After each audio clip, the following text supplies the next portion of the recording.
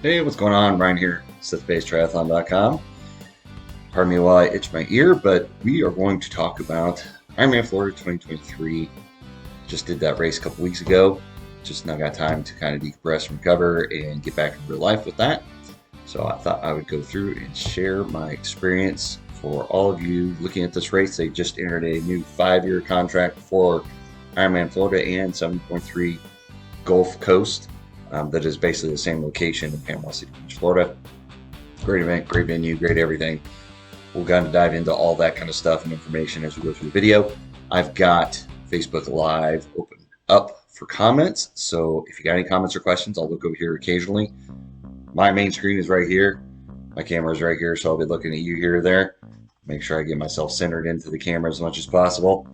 So with that, we're going to jump right into it. Like I said, if you got any questions during the video, put them in the comments in the Facebook Live. If you got any questions afterwards, put them in the comments, Facebook, YouTube, wherever you're seeing us, and I will definitely get back to you and help answer any questions you might have. So with that, we're going to jump right into it. And like I said, if you got any questions, I'm kind of looking over at the video. So IRONMAN Florida, I've done this now 5 times. So this is my first rodeo at this event. I did it in 17, 18 when it was moved to Haines City, Florida for a hurricane. So it was a little bit different venue, but overall it's the same race director, same volunteer people, same everything. They moved it in a couple hundred miles away in like 2 weeks and still did it. It was awesome, worked out really well. So I've also done 2019 and then 22 and then 23. So I've had 4 times in the Gulf Coast, right there in Panama City Beach, 3 times at this specific location that is right here at the bottom. You see the picture here at the bottom of Pier Park, around that pier. When I did it in 2017, it was just kind of open ocean. There was no pier to swim around where we did it. So it's a little bit nicer to have that pier there as kind of a landmark to know where you're at and swim at any point in time. If you can't see the buoys or anything like that, you at least look around and kind of find the pier, get your bearings, and kind of know where you're at. So it's kind of helpful in that regard. So we're going to jump right into it. My experience, I don't go, want to hit my experience. I want to hit the kind of venue overall, kind of what I thought about it. And while I'm talking about that, I want to turn my phone volume off so we don't have any interruptions during this video because we're doing it live. If you're watching it live, congratulations, you're watching it live. So IRONMAN Florida, it's been in Pier Park for 4 years, I believe. They just finished Pier Park, and then when they did, they moved it over there. So it's kind of a great little area. Let's see if we can do. Usually they have. See if they've got the layout of transition.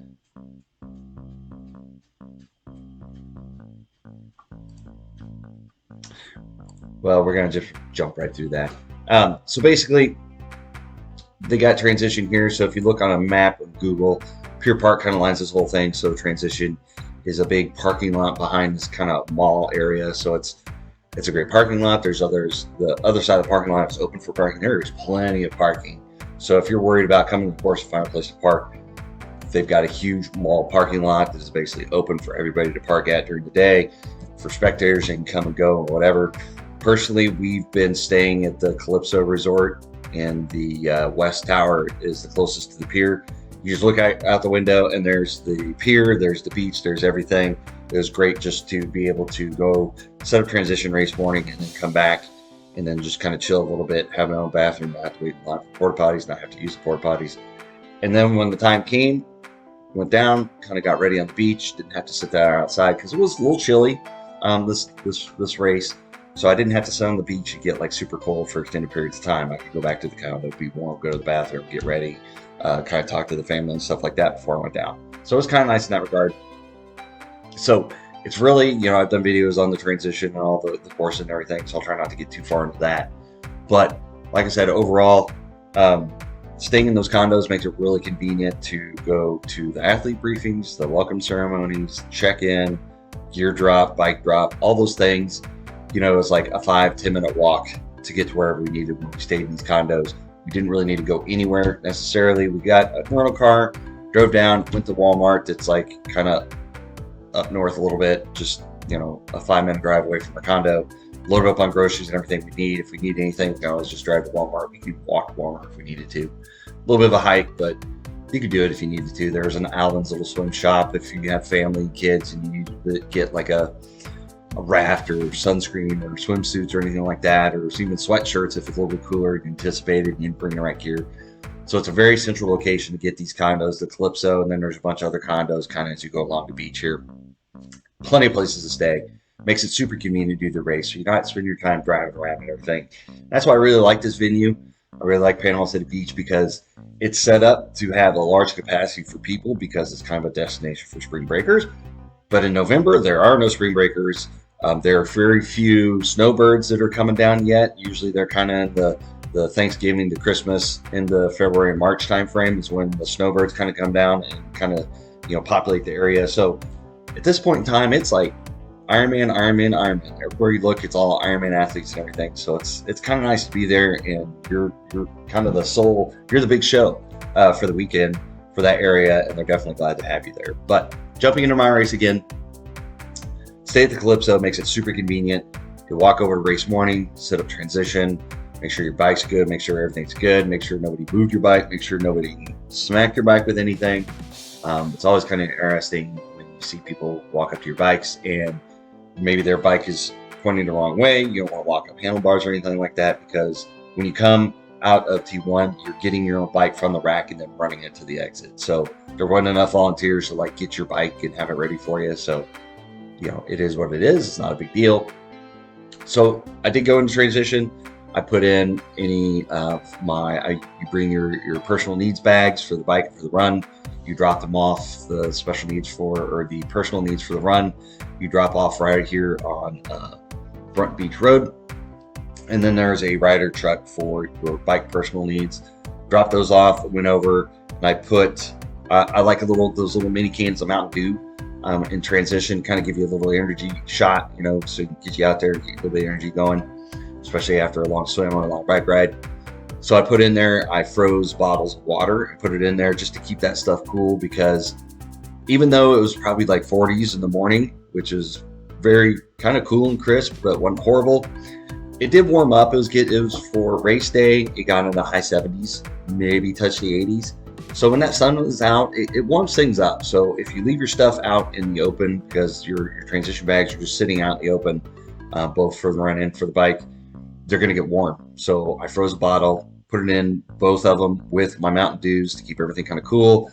I like a packet of M&Ms and Reese's Pieces for T2. When I get done with the bike, I like to have a little bit of a sugar rush, a little bit of peanuts, a little bit of substance in my stomach, but not totally overdo it.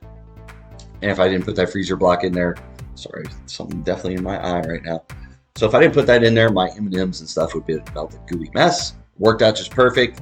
That bottle's almost melted by the time I got there. My M&Ms were consistency that I was able to eat them and it went all over me, making a huge mess.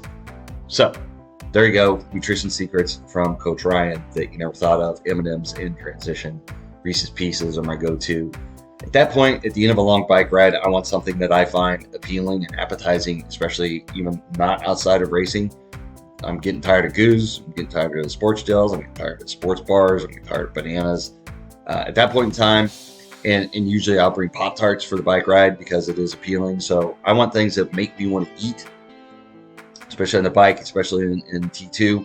So that is my go-to that I bring with me and put in there, and I like to have them cool. So I put frozen bottles in the T1, T2 bags race morning, make sure everything's there, make sure my shoes, socks, helmet, all that kind of good stuff is all set up. And then I took my time. I didn't need my wetsuit. I didn't have to carry around a bunch of crap. Went back to the condo, changed my wetsuit, got all my swim gear ready, and then went down to the beach with about probably 20 minutes ago before the pros went off. So they had professional men and women, so they went off first. And then when transition started loading up, I'm a decent swimmer, so I kind of get in towards the front because I try to get out there without too much traffic, because in that second loop, it's a 2-loop course. That second loop, there's people everywhere, swimming, zigzagging, breaststroke, just stopping in the middle of the swim course. It's kind of chaos in that second loop, so I try to get in the front group so I at least have a little bit of a clear swim on the first loop.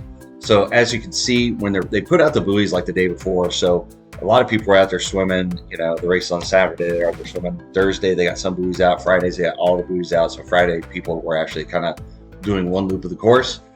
The ocean was pretty calm for the most part for this trip. There really wasn't. It was kind of interesting. Thursday and Friday, it was pretty windy. Saturday, weather, I mean, you could not have asked for a more perfect day to do an Ironman race. The winds maybe maxed out at 10 miles an hour. So even when you're a headwind on the bike course, and we'll get to that, it wasn't that much of a struggle bus as in years past. The temperatures were in the 40s, a little crisp in the morning, but got in the 70s. So basically, when that sun came up and you got your wetsuit on, it was wetsuit legal. Has been like, I think this is the 25th year, and I think for 24 years it's been wetsuit legal. So 1 year they canceled the swim because the water was too rough. Water was perfect. There's a few waves and stuff like that, but it wasn't really anything totally out of character for that beach. It wasn't crazy. Like in 21, there was a wicked wind current going on this backside. It was a super fight, and I had probably 30 more minutes than my usual Ironman swim time. This one was perfect. It was spot on. It's about a minute off of my PR for this course. My swimming hasn't been great. I haven't gotten in the pool as much as I wanted to. So I was pretty happy to come out there. And, you know, there really wasn't much of a current to go out. You kind of had a little bit of a breeze pushing you to the backside. And then as long as you stayed, the current tried to push you out away from the buoy. So you kind of had to swim towards the pier in order to stay in the buoy line. So as long as you did that and you kept pointing towards the beach, the current kind of kept pushing you in and pushing you in. It was a pretty, you know, straightforward swim. There was nothing really bad about it. The little transition area, or the Aussie exit, whatever you want to call it, where you run across the beach and start the second loop. Second loop is the only tough part because there's a lot of people. You're getting into the slower traffic. You're getting into people that, you know, are struggling. There was times where the waves were deep enough that if you got into the bottom of the trough, you couldn't look up if you were sighting and see the buoys. It wasn't a horrible thing. Just take a few strokes, and when you're at the crest, look up, find the buoys. I probably sighted every 3 to 4 strokes just to make sure I was on course, because if you just swimming ahead and you feel like you're making good progress, you could look up and you're immediately, you know, 50, 75, 100 yards off course. You kind of have to guide yourself back in that buoy line. So you got to be careful. That current will kind of gradually, you know, gently push you off course. So definitely sight often to make sure you know where the buoy's at at all times. I think it's worth having a little bit of inefficiency doing sighting in my swimming more often than just putting the head down and trying to swim as best as possible and staying on course. Because in the past, that's gotten me off course, and I've spent way too much energy trying to get back on course. So definitely, I think the pros got kind of confused at the first turn buoy. It went from yellow to red, and then they switched to orange on the backside, and the pros tried to swim, take an immediate right, and tried to swim to the beach, and they immediately corrected and went back. So turn at red buoys. Do not turn at orange buoys if they do that in the future. But I mean, it went pretty quick. Like I said, I mean, I was swimming along and I decided to buoy, and I think, oh, man, that's a ways off, and I do 3 or 4 strokes, look up, and it was actually got pretty close pretty quick. Saltwater, wetsuit, full sleeve wetsuit, and you're pretty buoyant out there, so it was not as energy draining as 21 when there was a pretty strong current. It wasn't huge waves, but there's strong current, strong wind on the backside, and just kind of kept pushing us backwards. It felt like it was tough in 21 on this backside. But really, in 22, the waves were higher and deeper. It wasn't as forceful, if that makes sense.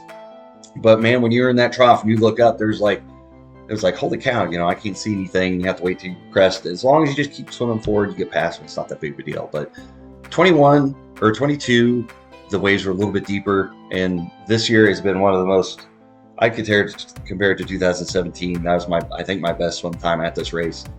You know, it was almost glass for that race. This one's was probably second behind that. It was a beautiful swim, perfect swim. Race director probably could not have dialed it up any better. So swim was great.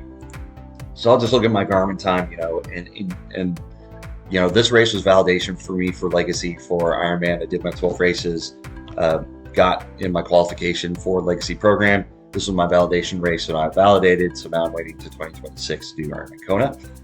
I am not going to be at that sharp end where I'm going to vie for age group wins unless I'm spending 40, 50 hours a week training. I only spent, I think max was 19 hours one week. Most of the time it was 17 to 16 hours, just pretty consistent over time. So I'm not out there. I'm not going to kill it. I definitely know I did not spend the time in the pool doing my workouts and stuff that would have gotten me, some PR swim out there. It's definitely not my Ironman Chattanooga from 2022 where I did it in 40 something minutes. You look at my swim, an hour and 12. That's not horrible at all. I stayed on course for the most part. You look on here, like I said, I sided off just to make sure. And when you come back in from the Aussie swim, I definitely tried to, cut off as much as I could. I didn't want to go, they spit you out from the beach here and you swim right back on course and do your second loop. So, hour and 12. So we'll see if, so you can see different points in time where I was going a little bit faster than other times. So here's where the Aussie swim was. You can run across the beach so you can make a little bit of time. But here, pretty good clip. And then, as you can see, swimming out to that buoy, I was working some faster swim times. And then when you got to the backside, it kind of slowed down a little bit. But this was really, it felt like it was pretty straightforward to get out to the first buoy. But when you got this backside and then you got in traffic on the other side, the sun kind of in your face a little bit, when it's coming up at the east and you're siding over to the pier, it just seemed like people were kind of chaotic and they're everywhere. It was just kind of rough on this backside trying to get to shore. People got discombobulated and had trouble finding the buoys. And really, if you did not pay attention to the current, it would push you either into the buoys past them or the other side. So you really had to stay on course. I didn't really swim outside of myself. There's a few times I sped up to get around people or something like that. There's a few times where I've kind of had to put a forearm out to stop somebody from kicking me in the face. I did get, on the second loop, tons of jellyfish. I've never seen as many jellyfish in this race as I did this year. Especially on the second loop, it seemed like it really stirred things up for whatever reason. I know that they don't swim, but it just seems like they're attracted to kind of motion or something. Because, man, they're all over the place. So second loop, I got wrapped up with a tentacle or something on my right hand. I felt that kind of stinging for a little bit. Luckily, I had the wetsuit that went up to my wrist, so it didn't really get on me. But I felt that for a little bit. And immediately after I got that stung, I got hit in the head from the right, or from my left side. Somebody hit me in the back of the head, and then somebody immediately hit me in the back of the head from the left side. So I got stung, and I got smacked 2 times in the back of the head. So that was a little bit interesting at this point to, and this might have been where I kind of took a break for a minute and be like, holy cow, got stung, But really, it didn't knock me out or anything like that. Wasn't seeing stars. So it's just keep swimming, keep breathing, don't freak out. It's, you're in a wetsuit. Worst case, you just kind of go off to the side and float for a minute. So really wasn't that bad, but holy cow, there had to be thousands of the little baby jellyfish. Probably you can see in the camera, that big around or something like that. I only saw a couple big, huge guys. But man, those little baby jellyfish right everywhere. And I don't think they sting as much, but there's a few big ones here and there that probably got chopped up in the wake too. So you have bits and pieces of jellyfish floating around, with a couple thousand athletes out there. So be ready. That's why I like full suit wetsuit. Another reason why I like it for this race, especially, I like it at every race if possible. But it'll protect you from the jellyfish. So just my feet, my face, and my hands. I think I got it a few times on the cheek. Got my hands. Didn't really feel anything in my feet. So it's not the end of the world. It's not the huge, torso-sized box jellyfish or anything like that. So it's nothing to be super freaked out about or anything. But just be ready. There could be opportunities where you get stung by a few jellyfish and you're kind of, tingling for a little bit. But once I got to the swim exit, I wasn't really feeling that at all. It wasn't really a problem. And I will say one thing: I did a practice swim, do a goggle review, and at the Magic 5 swim goggles. They've been great, but they were starting to discolor, and I kind of questioned whether or not they would last through to this race. So I went to a practice swim on Thursday when I got there on Wednesday. Thursday, I immediately got out in the water, practice swim. Goggles, the rubber ripped, so they would no longer fully seal for my face. I could have used them if possible. I always brought a backup pair of goggles. So I did the race. I went out and swam on Friday, make sure I got them tightened and everything secured. And then Saturday, did the race with my backup swim goggles, their tier swim goggles, and had no problems. So always bring spares. I bring spare goggles, earplugs, socks. I have a second pair of shoes that I wear throughout the day, and I have my running shoes. So just make sure you have backup stuff where you can. So that was pretty key and important to make sure. And if I didn't, I could have gone to Ironman Village and bought a pair of Roga swim goggles or something like that. They had them on sale there, you know, or I could have stolen my kids' swim goggles that they were using for the beach. But crisis averted. Used a new pair of goggles on race day. Wasn't the end of the world. Wasn't a problem. So if you got any questions on the swim, I didn't see any comments right now. Hopefully I covered most everything. Wetsuit legal. Not a very strong current. Some waves to deal with. The Aussie exit wasn't horrible. Jellyfish, so be ready for that. And on the second loop, there's going to be contact, so just be ready for that. I do like, if you look at my Garmin Connect here, Arctic swim. It was not that cold. Like we played on the beach, so if you're there just in swim trunks, you're fine once you get used to it. So I think that's funny. It's an Arctic swim, but I would not classify that as an Arctic swim. So transition. I take my time in transition, especially Ironman races. Like I said, I'm not going for an age group win. I was not going for some PR out here. I know Florida is flat and fast and stuff like that, but I'm not out there to kill it. My goal was to finish, do my validation, and not be totally wrecked so I could spend time with the family doing the vacation afterwards. So went through, I jogged through to transition. They have little showers here on Front Reach Road. So I washed the salt off, salt water and everything, took the top of my wetsuit off. They had wetsuit strippers there if you wanted to, but I don't like laying on the ground because then it covers you in sand. It's just kind of a mess. It was easier just to go over and do a transition. So you run over here, you run through this little parking lot area, and this is where they had your T1 bags kind of hanging out. Hollow to a volunteer, they hand it to you, run through, get in the transition change here. So let's see if what information we got from so you can see elevation. Yeah, my speed. Yeah, I got no speed. As soon as I got in there into the transition area, I kind of just sat down, did my thing, emptied out my entire transition bag. Make sure I got my leave because my back was going to bother me on the bike ride. Make sure I got food. Make sure I got water and hydration. Make sure my socks are on right for the bike. Make sure I did wear just really thin gloves to start the ride, just some throwaway pair of gloves, just because it was a little cold. But other than that, like I wore my tri-suit under my wetsuit, so it was soaked. Everything, I was wet.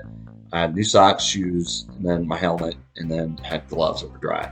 So the first couple minutes of the bike ride were a little bit chilly. In the past, I brought tube socks. I cut the end off and just used arm warmers, and then got rid of them at the first aid station. Really, once you get going, you're out in the sun. It's not that big of a deal. So transition, made sure I made conscious decisions of what I needed, got set up, ready to go, then walked back. I opted to put my shoes on I believe I put them on in the transition tent, just because I didn't want crud on my socks and everything. And the parking lot, unfortunately, is kind of the gravelly. It's not loose gravel, but it's a gravel poking through the asphalt. And after a while, it starts hurting your feet once they kind of, the initial adrenaline dump kind of wears off getting out of the water. So I put my shoes on and then walked over got my bike off my rack, made sure my tires were right up, everything's ready to go. And then got into the bike mount and started my ride. The another thing I did race morning is I put all my bottles on my bike. I had them in the refrigerator overnight. So I bring them in, I load up my bottles and everything on my bike. And I leave one bottle cage empty. The first aid station, I grab a bottle of water to put in that. Otherwise, I have 2 of the sports drinks I make up, and then 1 bottle of water. And I put like Neo Energy in there. I just like that little flavor to kind of entice me to want to keep drinking water. Transition really wasn't wild, crazy. Like I said, it was pretty straightforward. Like I said, I'm not in a huge hurry. I'm also not like the guy that's like, I think there's a dude in front of me. We're running up the little beach access stairway. Decided to stop and do the floss for, I'd imagine it's family or friends. They're recording the event, and he just decided he was just going to stop in the middle of the thing and start doing the floss. And he was super excited and pumped. It was kind of annoying because I was just jogging along, but I had to like jog around him and dodge him because he just stopped and started dancing. So I'm glad he had a good time, but let's move off to the side and let other people go through. Like I said, I wasn't in a huge hurry, but it was kind of annoying. But anyway, so that was my odd story for the first transition and beach or water exit. So the bike ride, give it a minute. We'll look through the course. It's pretty much been this standard path the last 2 years. 21, I think it was a little bit different. There's some construction going on, so we weren't, some of the locations we didn't ride. But really, when I rode out, I'm trying to think if we really had, the only headwind I recall, and it was the same in 22. 21, it was reversed, but going out to the U-turn from mile 60 to 70, there was a decent little headwind, but it was definitely not anything it was like in 22. Probably 10, 11 miles per hour at best. Was not super, as long as you're in the aero position. I know mile 60 and 70, we're all getting a little tired, especially in the aero position, because basically this course is flat enough, you'll be pedaling the entire time. So if you are not comfortable in the aero position for extended periods of time, that's what your training focus needs to be. You go outside, long rides, I don't care how fast you do them or what your power is. If you cannot hold that aero position for extended periods of time, this race will be a little bit slower than you anticipated. Because if you're up on the bars in like a non-aero position, you're just going to be a wind block, and it's just going to slow you down 1 to 2 miles per hour, guaranteed. So there's times I'd sit up, I'd stretch my back and stuff. Definitely, I could feel a difference when I went down the aero position, put my hands kind of over my aero bars, got in a comfortable position for my body. Immediately, 1 to 2 mile per hour difference, ducking down in the wind. So make sure you're comfortable in the aero position, because riding out really wasn't, I mean, we look at and see what the story is on the speed. There really wasn't, you see the course here, 18, 19 miles an hour. We did like this little out and back U-turn here. Coming out was a little bit faster, and then going back in. It wasn't anything horrible or crazy. And, really, you can see my speed was consistent over time. I did a few stops at aid stations, a few stops to go to the bathroom. But there's a few sections, where you can definitely tell you kind of have a tailwind. And then you can definitely tell when that started for the headwind. And then when you did the turnaround, you immediately jump back up to at least 20 miles an hour.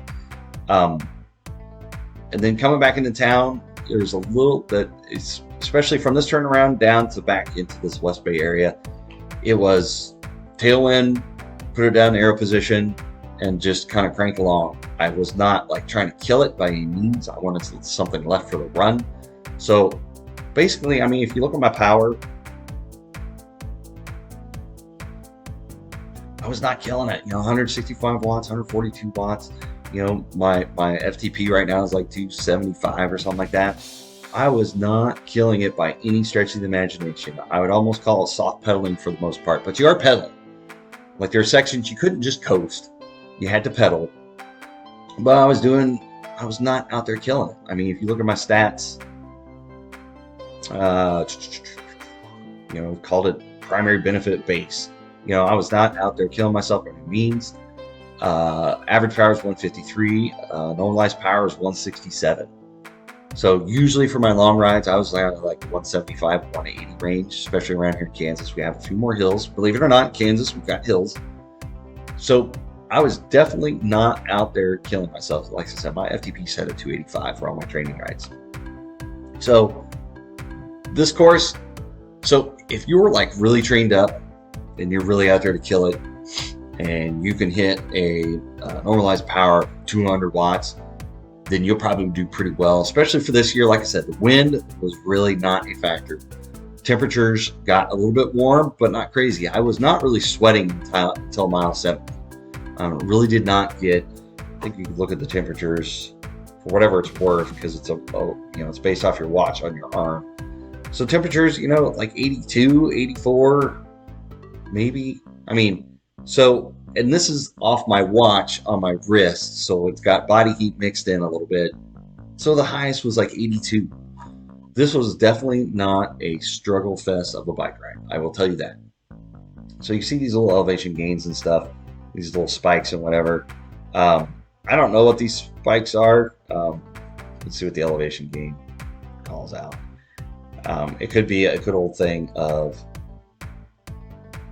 what always kind of run into with my watches after a while. They just kind of get wonky on the elevation. Yeah, total.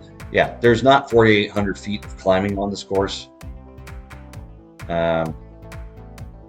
This one says 1,800 for the course map. So 1,800 is probably pretty accurate. I would not total ascent 178,000 feet. That's not accurate. So anyway, don't take my elevation profile as word. This is really not, I'd say theirs is more accurate. There's a little bit of a climb. You go over a bridge at most. This is the little bridge. And that's it. I mean, there's really not the main climb. So if you go out there and train it especially I did a lot of my training indoors on the trainer. There just were fewer opportunities for me to get outside and outdoors, especially when I did have opportunities to get a little bit colder around here. And I'm a weenie. I don't want to go out in the dark and the cold and do my bike rides. So I was on the trainer, and not just doing easy bike rides. Make sure you do a little bit of challenge out there to get that training effect. But really, 85-90% of my training was done indoors on the trainer, especially the last 2 to 3 months of the training cycle for this. I tried to get out more during the summer, especially when it was lighter earlier and it was warmer earlier. Try to get out and bike rides before the kids were out and doing things for the summer. So, short story, if you train really hard, this would have been your perfect race. Now in 21 and 22, there's significant, probably up to 15, 20 mile per hour kind of steady winds. So it can be windy, and that can really be a drawback. If you think you're going to go out there and crush it because it's a flat course, don't forget about the wind. On my bike, I had 60 millimeter Reynolds deep dish wheel in the front. I had my Ore cycling one disc on the back.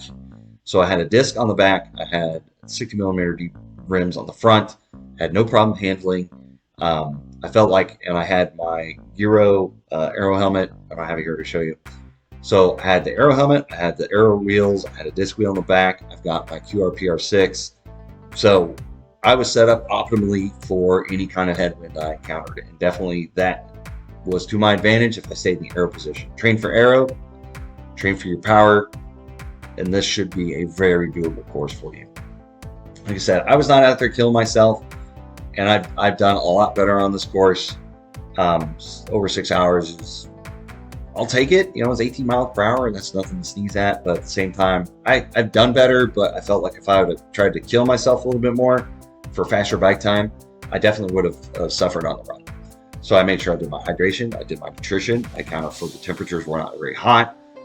I just made sure I stayed on top of everything. And I made sure once I got to a point where I felt like I couldn't put any more solids in, I switched over to sports gels on the bike. Because I think I've lacked in my proper fueling for the runs in the past, and that's caused problems. So along with that fueling, you got to drink enough water to get it through the system. So that was really my focus, was doing my plan. Hydration, nutrition, staying in the aero position as much as possible, stretching my back when I needed to, doing the pit stops when I needed to, making sure I wasn't going excessive on my pit stops. Stopped at personal needs and got my Pop-Tart and my refueling and all that kind of good stuff. I had an extra leave in there just in case my back was really bothering me or anything like that. So I made sure that I was concentrating on my game plan, making sure I was not drafting out of people. There was definitely some drafting going on here and there. Just making sure your head is on a swivel, because in some spots, it was open to traffic. So you need to make sure if you're passing people, there are some rumble strips on the sides for some areas. So you need to make sure that you're being safe on the rumble strips. Make sure you're not darting in front of traffic. Make sure you're not cutting off other cyclists. There's lots of things to be paying attention to, not getting sucked into like, oh my God, I'm only at mile 50. This is going to take forever. There's lots of things you should be working on, focusing on, concentrating on. It should get you through this bike ride. I didn't see any questions on the bike course. Like I said, for me, I was not out there killing myself, and I still average 18 miles an hour. I've done better. I've done better on different courses. I've done better on Ironman Chattanooga, which is a lot heavier course. So just goes to say that, I've got working full-time coaching. I've got other part-time jobs. We got 3 kids. My wife travels for work. She's employed full-time, a very demanding position. It's doable. You can manage this stuff and still manage your life. You're not going to have any free time necessarily, but it is possible. And to go through and really, I got off the bike. I wasn't totally demolished. My back wasn't totally done. I was actually able to hold the aero position this last little bit when you're riding in Front Beach Road. Come through and you do this little goofy U-turn underneath the bridge. Yeah, it is what it is. You have to go on this little trail and they cover areas with plastic panels and it's weird, but it's just, you got to get 112 miles in, right? We don't want to be short because we know we'll all complain about if it was short on the bike course. It's not a real Ironman. I didn't do 112 miles on the bike. So don't complain. They have to get your miles in somewhere. But once you start on that beach road, this is like the death march when you're coming back into transition. You know, this last little bit, you're at whatever mileage that is. You know, you still got probably like 10 miles to go. And, you know, if you're on Front Beach Road, there's a little bit of a headwind. And if you're not staying in air position, that could drag out forever. So definitely make sure I was able to be in air position. I did have to stretch my back a few times. But come in, I felt good. Felt not totally smashed and horrible coming into transition.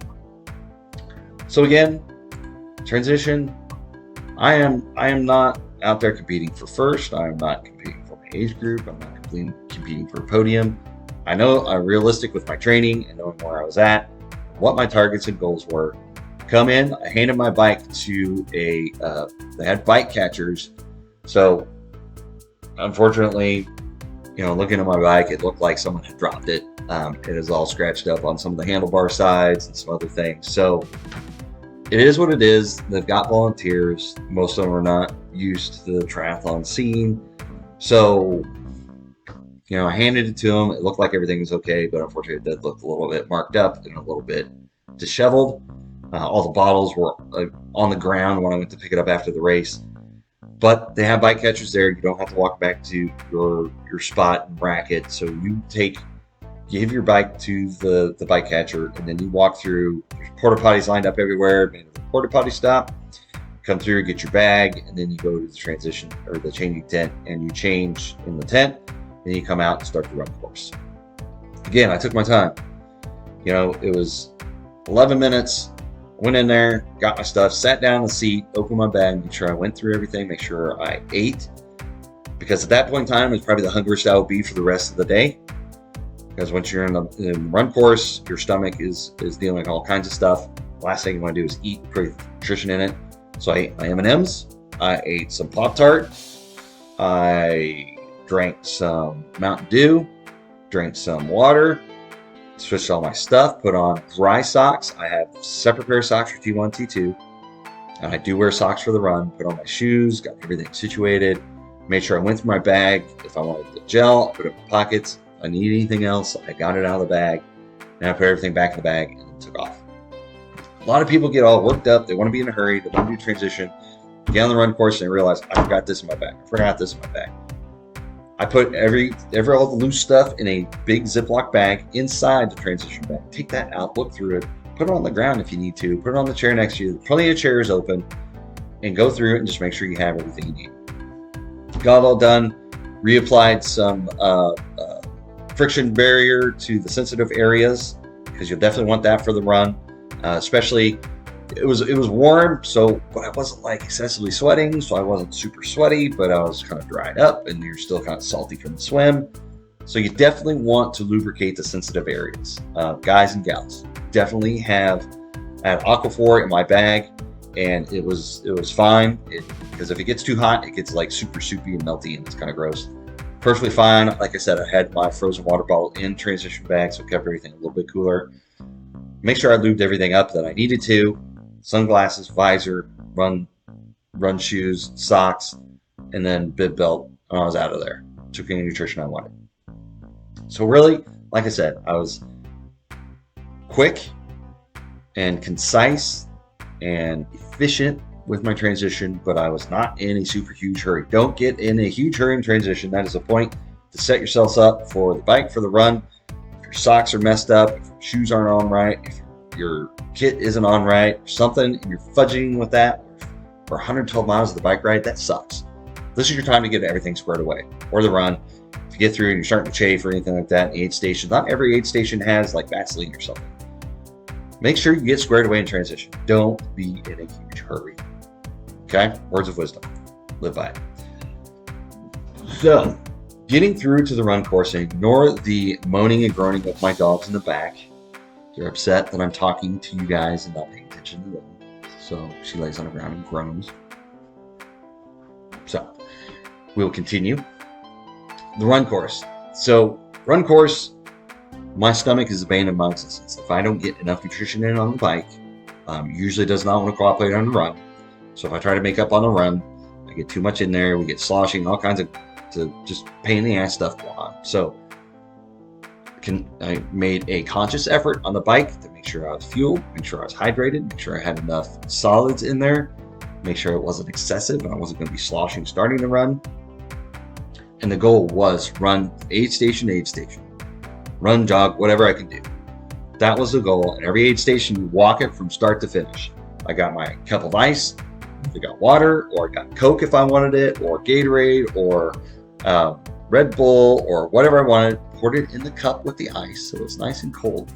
That was one thing that helped out, was not just drinking the warm stuff sitting on the tables. They had cups of ice. Grab the cup of ice, put my drink in there, make it really nice and cool. Drink it up as I'm going through the aid station. I did use bananas at one aid station, and then chips. I was really craving salty chips, and they had them. So salty chips, like Lay's potato chips. Got them at every aid, just about every other aid station. I try not to load up too much on nutrition, but I made a conscious effort to put solids in my stomach to absorb the fluids, so I was not having a sloshing feeling. And I walked every aid station, probably a minute or so or more, walking through aid stations, a little bit afterwards if I needed it, to let everything kind of settle, to give my body time to kind of try to digest what was in my stomach. In the past, I've been in a hurry and things start sloshing around and it goes downhill. The goal of that was not to be lightheaded at mile 13 and 14 on the run, because either you're too dehydrated, didn't drink enough, or I just didn't have enough nutrition left over to the bike to get me to that point. In the past, I tried to go all either sports gels and fluid. Usually did not work out well for me. This one was a conscious effort of doing something solid at every other aid station, and I did not do, it was maybe 6 or 7 potato chips. It was not a smorgasbord. It was not going through and eating everything on site. Last few aid stations I did do, when they brought out the chicken broth, I did do some of those because it's really a nice shot of sodium, and something kind of warm in your stomach kind of helps you out. So I've done that in the past. So if you can see this in the past, here we'll look at the run course. It's been the same run course, even when were down at the I think Boardwalk Resort or whatever, further on down at this little hitch down at Thomas Road. The run course, we're still doing part of the original run course, but we did a U-turn kind of where it started out in the old course. But this course has been where it's been at since 2019. So same course, flat. The only hiccup is when you're on the original starting section. So you get through these original condos, and once you get through, you got this little sliver that's maybe 2 people wide. So you've got people going in, going out on this little 2-person wide. They cone it off, so the traffic is still 2-way traffic. And you got your little sliver of real estate of pavement, and then you got the shoulder. Some areas it's just gravel, dirt, sand, and it's not level, and there's cracks and crevices, and so you got to have your head on a swivel for this course, for the run, especially at the very beginning. Once you get past, let's see if we can find that without wasting too much time here. So about here, when it took this little jog over to the side, you open up, they have a bike and trolley lane, and they cone that all off, and we had that all to ourselves. It was glorious. It's painted red. We had a whole lane to go out and back. It was great. Once you get past this little section here, you had a nice out and back, and they gave you an entire lane to work with, and it was awesome. And when you ran through this little area, the old kind of race resort or race area, we had a whole lane to ourselves as well. It was great. You had room to spread out. You weren't dodging people, running into people. But before the last like half mile or so, and to this point, there's sections where you just have to have a head on a swivel. You can't just stumble through it. You either run somebody head on if you're running around somebody, you're running into traffic, so don't run in front of cars. You just have to pay attention. That's all there is to it for this one. It's been the same for the past 4 years. They've done the race. So you just got to deal with it and you got to work with it. So you have plenty of things to focus on. Hydration, nutrition. Focus on getting around people, not tripping on the course, or running into traffic, like getting run over by a car or something goofy like that. Aid station, figure out what you're doing, what your game plans for aid stations. You're doing food at every one, doing food at every other, you're doing drinks at every one. So everyone that I took food, I drank water. Everyone that I didn't take food, it was either some Coke, it's either Gatorade, or I don't think I did Red this race. So it's either Coke or Gatorade. I like Coke because they were actually, it was not the flat Coke like usual, so it was a little carbonated, so it kind of helped me, and this sounds just kind of weird, it helped me belch to get the air out of my stomach. So after a while, I have a little bit of air kind of built up just because you're running, you're not necessarily processing food the same way.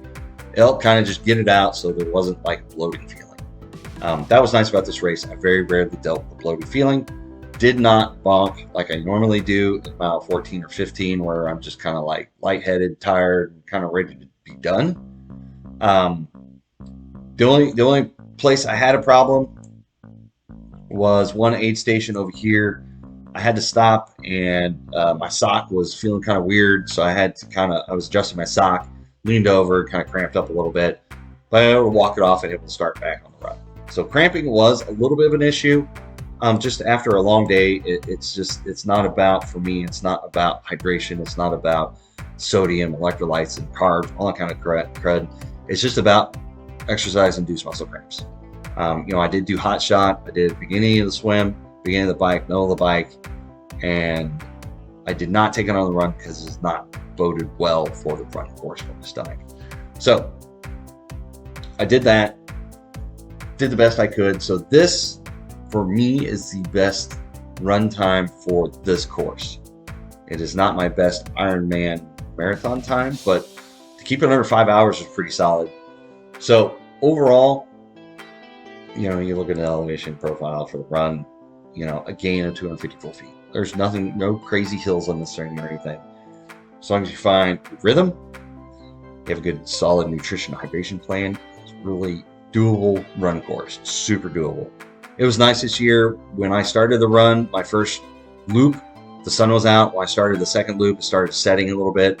By the time I was coming back, it already set. It was getting dark.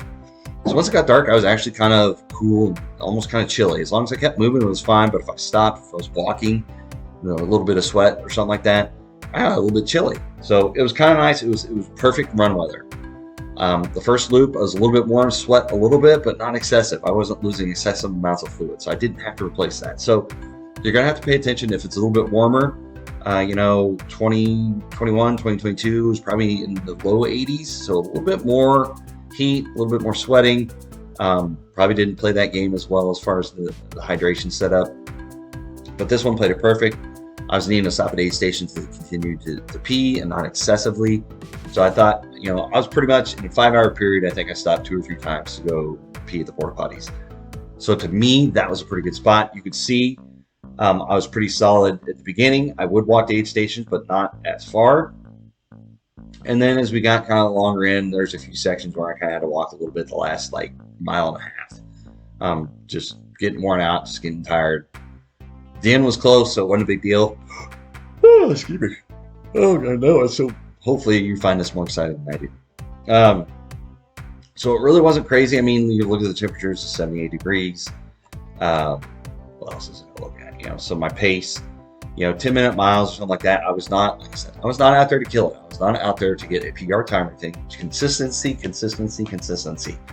So my consistent time, so I was a little bit, the 9.5 to 10 minute, and then towards the end, 10 to 11 minute.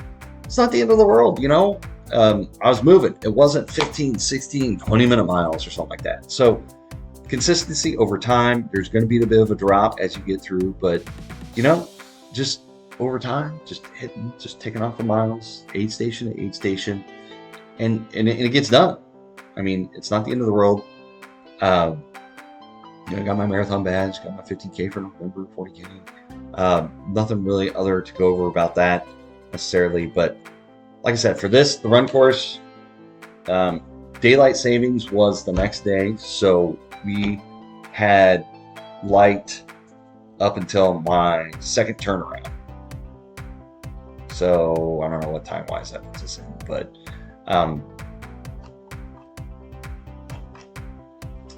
just trying to see. I don't remember what time. I think I was like finished around 8 o'clock or something like that. So overall, 12:42, and that's probably the third fastest I've done it. Done it like 12:20 something and 12:30 something. I'm really happy with that time, especially with the amount of training, the other demands that life has right now, the other things going on. I was really happy with that. I was really happy to have it done.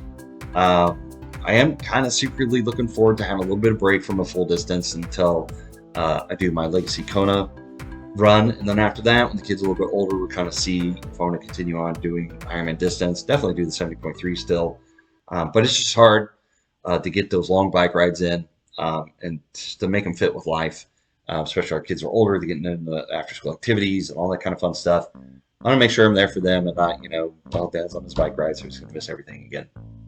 Definitely got most things done before 9 or 10 o'clock on the weekends, family time and that type of thing. Do my morning workouts, try to get everything done in the morning, and then maybe a lunch workout or something like that. So definitely was a juggling act to get it all in. Overall, like I said, I felt the training I put in, I got the best result I think I could have got done at the end of the race. I felt energetic enough to go over to get ice cream from Marble Slab or something like that over at Pier Park. So we did that. We were able to get our stuff. I was able to walk back, to take showers, tired. This was probably the sorest I've been recently after an Ironman because I ran most of it. Jogged, whatever, shuffled. Other events, usually there's kind of a middle spot where I'm either walking, shuffling, or it's from cone to cone, or run every 3 cones and then walk. A lot of walking going on. So when you walk an Ironman distance, you're not necessarily impacting muscles so much. But when you jog, shuffle, whatever you're doing, and you're moving faster than you would for a walk, you're going to feel it. So I felt this more than most Ironmans that I've done, especially at the 2 days, 3 days after that. Really, that delayed muscle soreness really kicked in. But overall, I was still able to go out and do things with the family. We went kayaking, we went to different beaches, we went to the zoo and did other things. Tons of things out there for the kids to do. So overall, like I said, this event, I've done it, like I said, 5 times. The major reason why I keep doing it is very family friendly. Pier Park is great because they got a lot of stuff for families. They got a candy shop that my family basically camped out in. That's where I did get my Reese's Pieces and my M&Ms for transition. So it's got a lot of stuff for families. There's tons of condos, hotels, all kinds of places stay right next to the race venue. One transition. Swim start is right across the street from the transition area. I was trying to think the other races. Lake Tahoe was not like that. Swim start was different than the transition area. So you had to be shuttled out or something like that. And it was kind of a logistical pain to drop your bike off, drop your gear off. Chattanooga, transition is in one spot, but they have to bus you to the swim start. So you couldn't just go hang out and show up for the swim start. So that's a little bit of a pain. When Ironman Boulder was doing a full, they had to bus you out to the reservoir from the start. So you couldn't just kind of hang out and show up whenever you're ready. Trying to think of other, Ironman Texas is probably somewhat similar because you can walk over to the swim start from the transition area. So it's a little bit less of a hassle. There's plenty of hotels and stuff nearby. But trying to think of other events, this is really one of the few events, like I said, where you can get an affordable place to stay by transition, by the swim start, and everything's confined there. That was great for the family. They, in Pier Park, let's see if we can pull up Pier Park here. It was cool because somebody finally had the bright idea, be like, hey, there's tons of kids and stuff going on. So they had inflatables over here for families, so you could reserve time. My kids did the inflatables, slushies, all kinds of stuff. They went to the candy shop. There's tons of other things to do. There's a Ferris wheel. There's mini golf. The beach When they're waiting for me, they went out to the beach and hung out for a little bit. There's so many things for the families to do when you're out there doing that 6-hour bike ride. And then you're out there, for the run, all they had to do was just watch the Ironman Tracker app. They come out to the front of the condo and they're like, hey, there's Daddy. Catch me coming out, catch me coming in, catch me coming back out for the second loop, catch me at the finish line. All I did is walk to the finish line. It was, as far as the logistics go, this Ironman Florida is not very rivaled. The airport is 20 minutes away. It was easy to fly my stuff in. I'll do a video later where we kind of get my bike out and put that back together because I'm going to go for a bike ride because the weather's actually kind of nice here. We are November 14th, and it's going to be a whopping 70 degrees today. So I'm looking forward to taking advantage of that.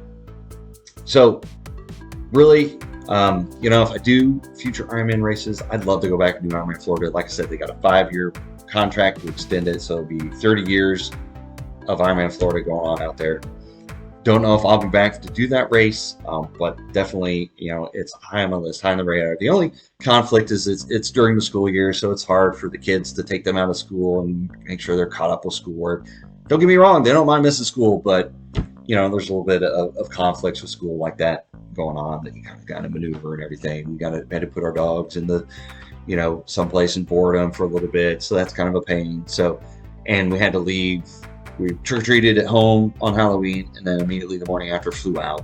So next year, in order to do that, to be there a day before, to be doing check-in and everything, we had to fly out like the day of Halloween and check-in and trick-or-treat out there in Florida or something. It might be fun and different, but so there's just little logistic things that might kind of get in the future. But overall, if you're looking for a first Ironman event, this is great.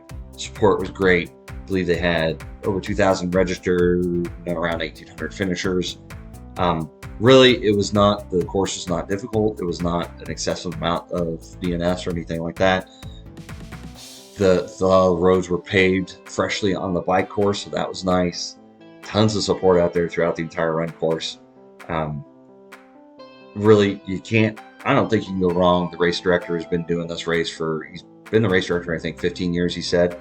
Been involved with the race since it started in 1999. Really involved in the community.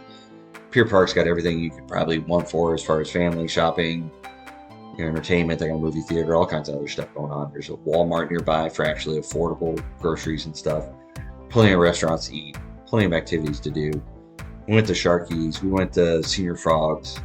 So tons of things out there to do. They've got St. Andrews State Park. We went out there, rented kayaks. And then it is kind of fun. I posted a video on Facebook. Tyndall Air Force Base is right over here, so they're out here constantly flying and buzzing. And since there's so many people waiting around the pier, they actually do the turns at the pier, and basically great deafening. It was almost like an air show at times to have them fly out there. F-18s, looks like they're F-35s, maybe F-22s, constantly flying around. So there's entertainment. There's stuff going on all the time out there. So it's a great venue. I can't say enough about it. But with that, I know I've drawn on long enough. Almost gone on for an hour, so hopefully this helps you out. If you're looking to do this race, you're looking to get better at this race, if you got any questions about this race, you want training plans for this race, you want me to help you get ready for this race for ocean swim, Gulf swim. Like I said, in 21, it was a tough swim. 22, 23, not as much. They are definitely rival my PR time. So definitely you got to be ready for that tough open water swim. And if you're ready, then if it's not tough and open water swim, then hey, all the easier. So if you got any questions, want any help, put them in the comments, reach out, I'll get back to you. If this helped you out, like it on Facebook, like it on YouTube, subscribe, all that kind of good stuff, and we'll bring you more good videos on triathlon topics. Till next time, see you later.